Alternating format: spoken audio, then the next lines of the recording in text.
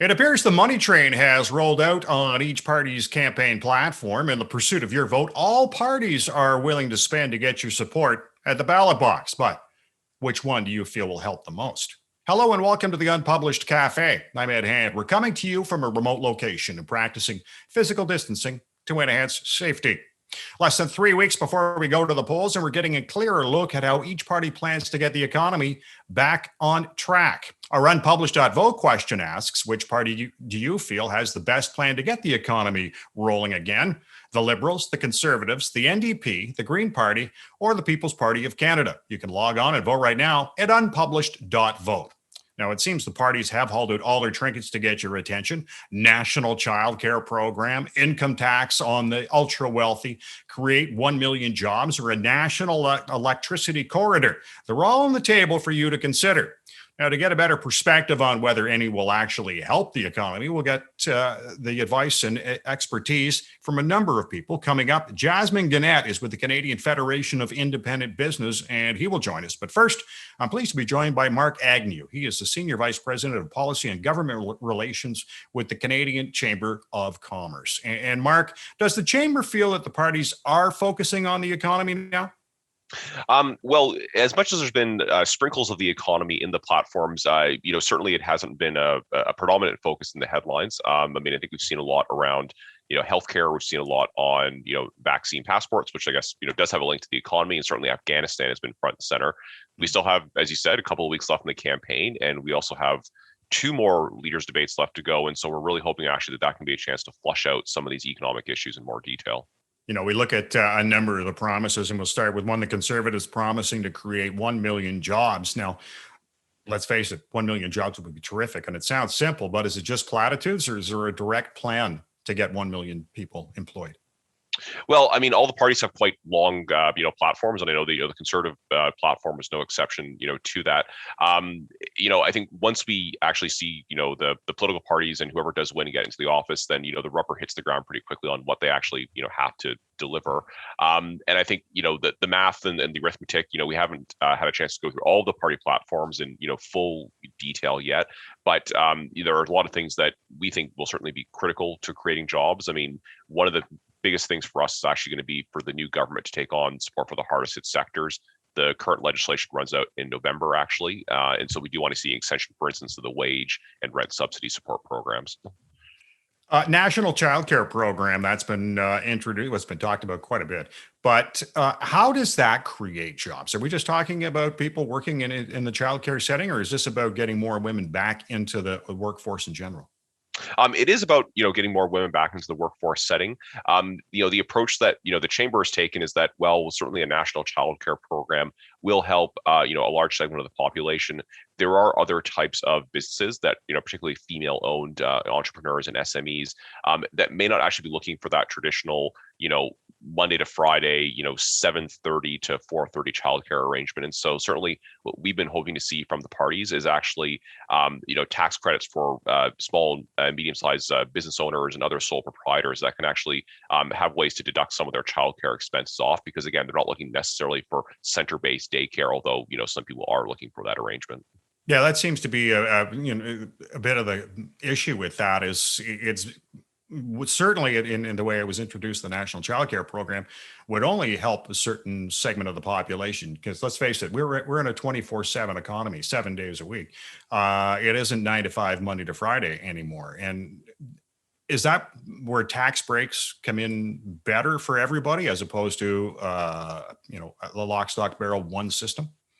Well, it's going to be, I think, a grab bag. If you're in a more typical, white collar office environment, then yeah, I think having a childcare space is going to be something that would be more fitting for your circumstances. But as you said, if you're an entrepreneur who's not perhaps working, conventional 9 to 5 hours, or maybe you're actually in a type of job that's more in the service industry where a daycare center doesn't provide options for you, then yeah, there do need to be other things that are on the table, because it is not a one size fits all approach, and we're seeing that, I think, more and more so going forward, given the changes in the economy and work patterns. The NDP talks about a tax on the ultra wealthy. The Liberals talk about a minimum tax or tax rule for the rich. Now, do these types of plans, we're targeting the ultra wealthy, actually produce sizable revenue, or is it just more in optics and low-hanging fruit? Well, I think anytime you're going, after individuals, there's always going to be, certain, tax strategies that people will undertake to be able to, mitigate the tax bill that they're going to pay. The Canadian Chamber is a little bit less focused on individuals and much more so on the business, side of it. And what we have said on the business side of it, at least, is that there should be a commitment by the parties to no new taxes that are being implemented, particularly when we're still in this recovery stage. One of the other points that we had talked about that's being put on the table, national electricity corridor. Now, could it possibly work, considering the provinces always seem to be protecting their own realm, and we've seen that with pipelines, have we not? Well, I mean, I'm far from an expert on the electricity corridor, grids, but certainly, that's not been something that we've been hearing a lot from our members on the infrastructure side. I think what we've been hearing particularly is around what we call sort of trade enabling infrastructure and also digital infrastructure. So we have a lot of, communities where people want to have high speed internet connectivity, and that's the kind of infrastructure that, we think should be, focusing on, as well as, the things that help move goods to market, whether it's in, the rail, ports, or the airport space as well. I see the chamber sees a missed opportunity for the parties. Nobody seems to be addressing the issue of the minerals that Canada has. And what is the chamber's concern about that? So we have a whole whack of critical and rare earth minerals that are in the ground here in Canada, and there's also then a global demand issue where there's an over reliance on China right now. The United States, our European allies, they're looking for more stable sources of these products. It's something that Canada can be providing to the world. We're not doing as good of a job as we should be doing, and so that's where we think actually that the next government needs to come in with a plan to get those products out of the ground, and also use it as a way to build up our foreign policy influence around the world. Sometimes as Canadians, we struggle with, what cards are we going to play abroad to make people listen to us and see us as a serious player? And we think critical minerals is actually something that can achieve that goal. That is very interesting. Now, how concerned is the chamber about the escalating debt? Because none of the parties seem to address it. Well, the public credit card is certainly being maxed out at the moment. And so there does need to be a plan to get the deficits down as quickly as possible, but also moving us off a sort of, subsidy-based, growth model that it feels like we've kind of in right now, and into a sustainable growth model. And so what that means is the whole suite of measures, whether it's helping companies, fill their labor market gaps, build infrastructure, reduce the regulatory burden, internet connectivity so that rural and remote communities can attract jobs to their areas. These are the things that we need to have happen so that it can be private sector led growth, because having this, a government sort of led hiring, process and, subsidy based economy is not a sustainable model. Mark, I want to thank you for joining us. Thanks very much for having me on. Mark Agnew is Senior Vice President of Policy and Government Relations with the Canadian Chamber of Commerce. Now, small business is the engine of the economy, but small business owners felt the impact of the pandemic much more than the larger ones. Jasmin Guenette is the Vice President of National Affairs at the Canadian Federation of Independent Business, and he joins us now. And Jasmin, what was the CFIB looking for from the parties for their members? First, I want to thank you for having us on the show today. What we want the party to put forward during this campaign is really to put the economy, the state of the economy, at the forefront of this campaign. And so really the priority for small business owner is economic recovery and small business recovery. And so it's really important for small business across Canada, for small business in Ontario, that they understand what the party are proposing when it comes to economic recovery. And basically, this is the most important aspect of the current campaign that will help them decide, who to vote for. I looked at a CFIB survey recently, and your membership's not too confident their concerns are going to be addressed in this election. What's the long-term impact of such pessimism? Well, you're right. Less than a quarter of our member think that their concern will be top issues for political parties to address. It's important to have some sense of stability, to have a sense of understanding what will be coming in the next couple of months. And so really what businesses are looking is that sense of predictability, right? So that they have a sense of what are going to be the policy, what are going to be the priorities for the parties.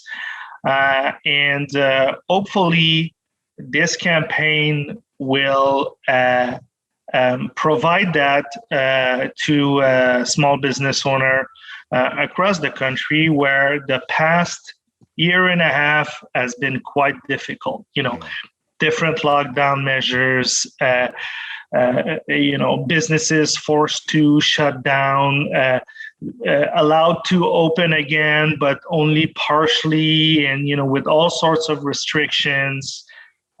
Shortage of labor, shortage of cash flow, increasing debt, all that sort of things have made the past year and a half very difficult for a small business owner, all that because of, obviously the pandemic. And so really what need to happen is some sort of a clear plan for the road ahead for small business in Canada. Has any party in their platform attempted to cut red tape? And do you have examples of what kind of red tape maybe your membership would like to see cut or eliminated? Yeah, this is an interesting question, because often we hear political parties mentioning the importance of cutting red tape. Even the Conservative, I believe, in their current platform, have something, along the lines of, having a minister solely dedicated to, red tape. Even the NDP, is trying to address that in different forms in their platform. So all parties are mentioning, red tape being important. But I guess we will have to judge the tree by its fruit. So when the rubber hit the road, we want to make sure that whoever will win this election will put red tape priority on the top of its list, and there are many red tape concerns that small businesses are facing, and really what it's coming down to at the end of the day, it's the paperwork and that day-to-day struggle to make sure that you comply to all regulations, and what CRA, the Canada Revenue Agency, is asking, and what other agencies are asking. It's really to make it easier for businessmen, for businesswomen, to make it easier for entrepreneurs to run their business on a daily basis. And so really red tape is important. And red tape is not just like compliance and all that, but it's also making sure that government services are adapted to the need of small businesses. And when small businesses need to have answer from the government on those compliance, on different regulation and legislations and so on, that they are able to get answers rapidly in a timely fashion, and an answer that is accurate as well. And so really red tape is that big bucket that is a top priority for small business across the country. You know, in the platform for the NDP, they're calling for a $20 minimum wage. How would that impact CFIB members? Well, the Liberals have introduced a $15 minimum wage for all federally regulated workers. The NDP are saying it's not enough. It should be $20. There are many impacts for such policies. Obviously, it could mean fewer hours for existing employees because it's more expensive for businesses. So maybe they will decide to offer fewer hours for their current employees. Maybe they will decide not to hire new employees because they might think they cannot afford paying such a high minimum wage. And so, it's a concerning situation. And the situation varies from one province to another. Wages are not the same in Alberta or in Quebec, in Ontario, as they are in other parts of the country. And so, you ask a small coffee shop owner to suddenly pay all of its employee at least $20 an hour. I'm wondering how much our coffee will cost us then. And so it's really something that should be carefully studied before implementing any minimum wage of that level. And Jasmin, the CFIB wants to see government COVID programs continue. How long do you want them to continue for? Well, until all businesses are fully open, including the businesses in the tourism industry who are counting on open borders to make a living. Remember that those programs are for businesses that are losing money because of the pandemic. So if you're doing good, if you're doing well, if you're growing even, you don't have access to any of that COVID support. But if you're struggling because of government measures, remember, a lot of businesses, those businesses who are struggling, they are not struggling because they have made bad business decisions. They are struggling because government forced them to shut down, to close, to reduce their operation to help fight COVID. And so until government decide to open up as it was before the pandemic, programs should remain in place. And again, those programs are for businesses that are losing money or not where they were prior to the pandemic because of government measures. And it's especially the case with businesses in the arts sector, especially the case for businesses like gyms and those in the hospitality sector. So, taking away those programs too rapidly could be devastating for many small businesses that are still struggling because of those COVID measures in place. Jasmin, I want to thank you for joining us. It's my pleasure. Jasmin Guenette is the Vice President of National Affairs for the Canadian Federation of Independent Business. One link to the economy that did not seem to be addressed in platforms was a focus on the debt. Ian Lee is with the Sprott School of Business at Carleton University, and he joins us now. And Ian, did you find anything in the platforms that focus specifically on the national debt? Not really. I mean, the focus in this election, and it's been my criticism, has been that the three parties are competing on how they're going to redistribute income. There's nothing wrong with having a campaign discussing the redistribution of income. It's very important. But whenever you talk about the redistribution of income, the other half of that coin is how are you going to pay for it?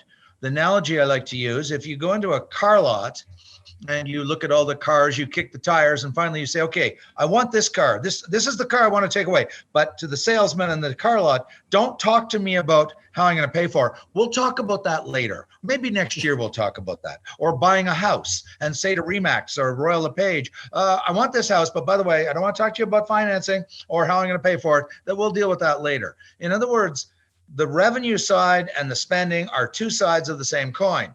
So what we're having right now is an election with one hand clapping, to use yet another metaphor.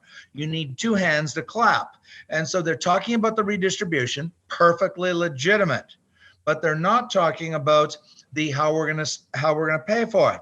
And that brings us into the debt. Is it going to be through increased taxes? Is it going to be through cuts and austerity to free up money in other areas? Or are we going to borrow yet more money after already doubling the debt to almost 1.4 trillion? Are we going to drive it up further to 2 trillion or more? And so this has been the gap in this election, is the failure to discuss that side of the equation.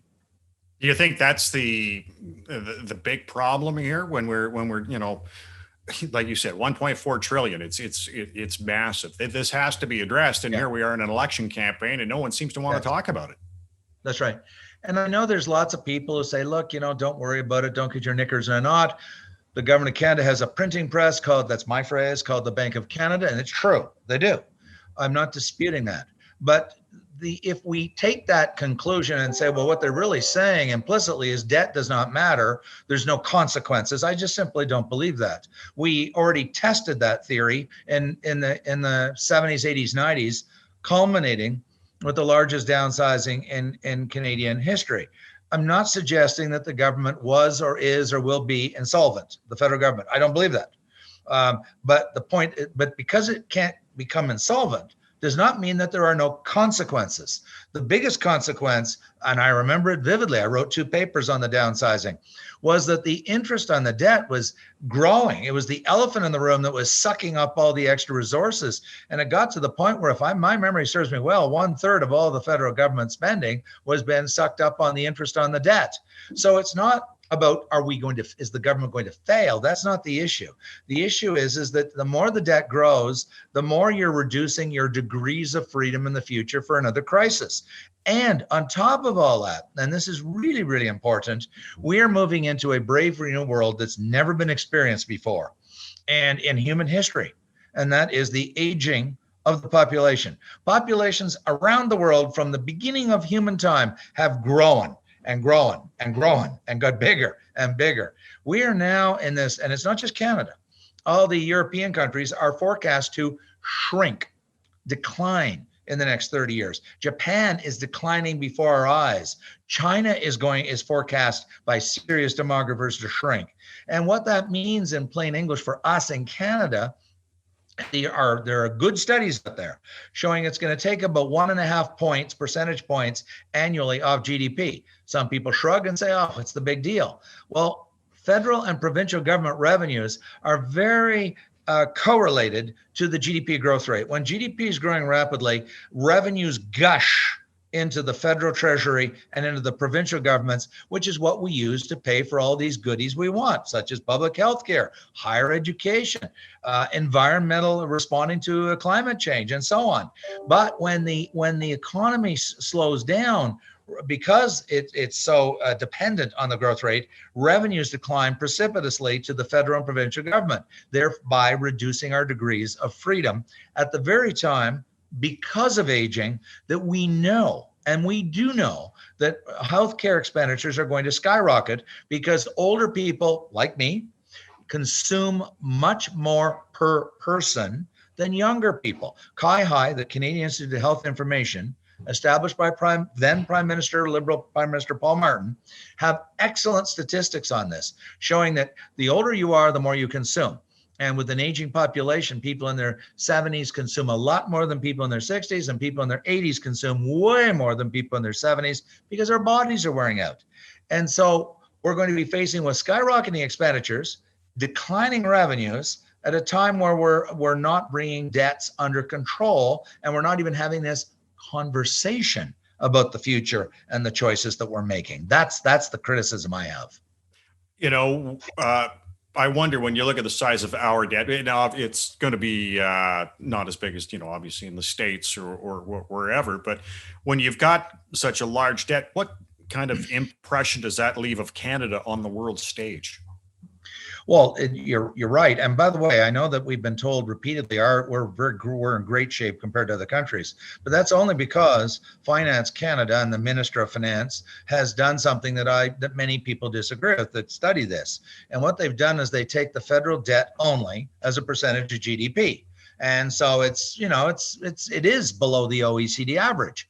The problem with that is that that's not the way the OECD or the IMF or economists or analysts compute it. You compute the total government indebtedness as a percentage of GDP. That means federal, provincial, and municipal.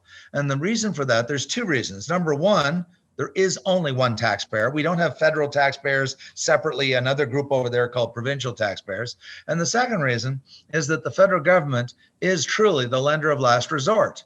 And for those who think that's just a theory or academic, talk, we saw this proved in the last 12 months in Canada. Newfoundland and Labrador became not insolvent, but they were not able to meet their payments as they became due. Now, we can call that insolvency. We can call it whatever we want. They were bailed out by the Bank of Canada stepping in under the guise of pandemic relief and buying the bonds every month from Newfoundland and Labrador. It is well understood in this country that and there are other provinces in very bad shape, New Brunswick is in very bad shape, Manitoba, that if a premier goes up to that microphone, no matter who is in power in Ottawa, federal, doesn't matter if it's Liberal, NDP, Green, whatever, that if a premier goes to the microphone and says, look, Canada, we're broke. We can't borrow any more money. The bond markets won't buy our bonds, and we can't pay our nurses. We can't pay our doctors. We can't pay our teachers. Please help. No prime minister is going to say no. We know that. So the federal government has implicitly, not legally, but implicitly co-signed or guarantees or backstops the debts of all the provinces, who in turn backstop the debts of the municipality. So therefore, the only proper way, and that's what the OECD logic is and the IMF logic is, you look at the total government debt. When you do that, we're right in the middle. We're not virtuous. We're not better than everybody else. We're at about 110%. And that's right in the middle of for example, the G7 countries. So that nonsense that, we're way better off and we got oodles of room left to borrow is not sustained when you do a proper accounting, a proper methodology used by the international bodies such as IMF and OECD. Then we're not anywhere near as in good shape. I'm not suggesting that we're Italy. I'm not. They're the outlier. But we are not we're not best in the pack either. We're in the middle. What's the best path forward for Canada to reduce its debt? I'm going to sound like Don Drummond, but I've been saying this on my own independently. I'm going to give full credit to Don Drummond, but I do want you to know that I have been arguing this too. I just don't have his platform, and I admire him enormously. And for that matter, David, the former governor of the Bank of Canada, David Dodge, we've got to grow the economy. If we're not going to cut, and seems to be no appetite for austerity or downsizing, I actually think that when you're spending upwards of $500 billion a year, I'm not going to use waste and fraud and abuse. I'm just simply going to say there's got to be some programs in there that are obsolete, that don't work anymore, and there's nothing wrong with pruning. Just like you prune your garden. You prune your roses. I'm not a rose grower, but apparently people prune their roses, and you prune your garden of weeds. Well, I'm sure in $500 billion, there's some weeds growing in there that maybe we don't want to be funding. So we could go that route, but I think the larger solution is growth. And David Dodge and Don Drummond talk about increasing our productivity, which is anemic compared to especially the United States, our largest partner. But without even talking about productivity, people's eyes glaze over when you talk about that. How about just boosting the GDP growth rate in the economy? And to do that, we've got to stop, and this is controversial, I realize that, Okay. But we've got to stop saying, well, this sector of the economy, they're very bad, oil and gas. Oh, no. Oh, pipelines. No, they're bad. Timber they cut down trees. No, we got to take them off. We've got to stop taking off sectors of the economy saying, well, look, we can't look to them for growth. We don't want them to grow. When we become that fussy, and what we're doing is we're further reducing the growth of the economy. And the economy, we need growth to generate the jobs, to generate the tax revenues flowing into the federal government and the provincial governments to pay for the goodies and to pay down the debt. So I actually think that the solution, I'm not advocating, as you can tell, I'm not really advocating austerity other than just strategic pruning. But I really think the long-term solution is going to be we have to grow the economy at a better rate than we're doing. And in that regard, our capital investment, business capital investment, has been declining for 5 years in a very major way. Jack Mintz has talked about this in his op-eds. So has David Dodge. So has Don Drummond. And people say, well, who cares about capital investment? Capital investment is the single most important indicator. Think of it as a barometer in the weather, the single most important indicator of future growth. I had Philip Cross into my class, the former very senior statistician, came to my class about 3-4 years ago. This is long before the pandemic. And he said, look, if you want to know where's an economy going in any country, he says, go look up business capital investment. And then he says, there's a lag of 3 to 4 years from the time you spend the money to the time it shows up in the growth rate. But he says it's a leading indicator. And our capital investment is going down, down, down in Canada. And what's happening is people that control large pools of wealth, including the pension funds, are increasingly investing outside of Canada. They're voting with their feet, with their wallet, with their money, because what they're saying is that there's better investment opportunities outside of Canada than inside Canada. So we've got to turn that around and create a more positive climate so these people, these pools of capital will invest in Canada, which will then generate future economic growth. And we have not done that. And just so you don't think I'm flying at 50,000 feet and talking in the clouds, I'll be very concrete because I'm a tenured professor and I don't consult anybody. So I can say something and make some people really angry. We've been demonizing pharmaceutical companies and yet they invest billions and billions of dollars. We put price controls on their products. People say, what's wrong with that? The Germans don't do that. The Swiss don't do that. The French don't do that. The UK doesn't do that. So guess where pharmaceutical investment in the billions and billions of dollars is going? To Canada? You bet not. You are wrong. It's not coming here. It's going to those countries because it's a more friendly investment climate. We've demonized oil and gas companies. We've demonized pipelines. Now we're demonizing banks. We've got to stop demonizing the very foundations of our future. These companies, and I don't consult to any of these companies. I don't have any financial investments in these companies, except possibly through the Canada Pension Plan, which I don't control, or through my company university pension plan, of which I am not involved in. They may be investing in them, but these are the companies that invest in our future by investing in capital, meaning new plants, new investments, and so forth. And yet here we are. These are very large sectors of any economy, and yet we've been demonizing them one by one. And what are we saying to those businesses? Don't come to Canada. We don't like you. Go away.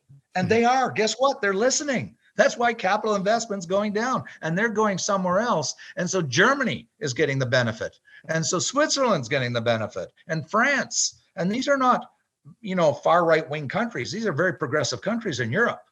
And they're getting the capital investment that we should be getting, but we demonize these industries and these sectors, these companies. And so they're saying it's not comfortable. It looks like they're coming after us if we invest in Canada. So we'll go to the UK. They want us more. We'll go to France. We'll go to Germany. We'll go to the US. And that to me is not being discussed. And that to me is the solution. When I say the solution, it's a major part of the solution. We've got to develop more economic growth. And to do that, we've got to welcome capital investment, domestic and foreign, if we want to grow the economy. Or we can, as my late mother used to tell me, you can cut off your nose to spite your face. And right now, for the last several years, we've been cutting off our nose every day to spite our face, to be holier than thou. and to demonize those bad pharmaceuticals and those bad banks and those bad oil companies. And so we're declaring large swaths of the economy. We're really saying, don't come here, go somewhere else. And they are. And so our economy's growth is anemic, and we're facing an aging future. So we are going, I believe we're going in the wrong direction. All right. Ian, I want to thank you for joining us. My pleasure. Thanks very much for inviting me. Ian Lee is with the Sprott School of Business at Carleton University. Our Unpublished.vote question asks, which party do you feel has the best plan to get the economy back on track? The Liberals, the Conservatives, the NDP, the Green Party, or the People's Party of Canada? You can log on and vote right now at Unpublished.vote. I want to thank our guest today, Mark Agnew of the Canadian Chamber of Commerce, Jasmin Guenette of the Canadian Federation of Independent Business, and Ian Lee at the Sprott School of Business at Carleton University. And I want to thank you for watching the Unpublished Cafe. Stay safe. I'm Ed Hand.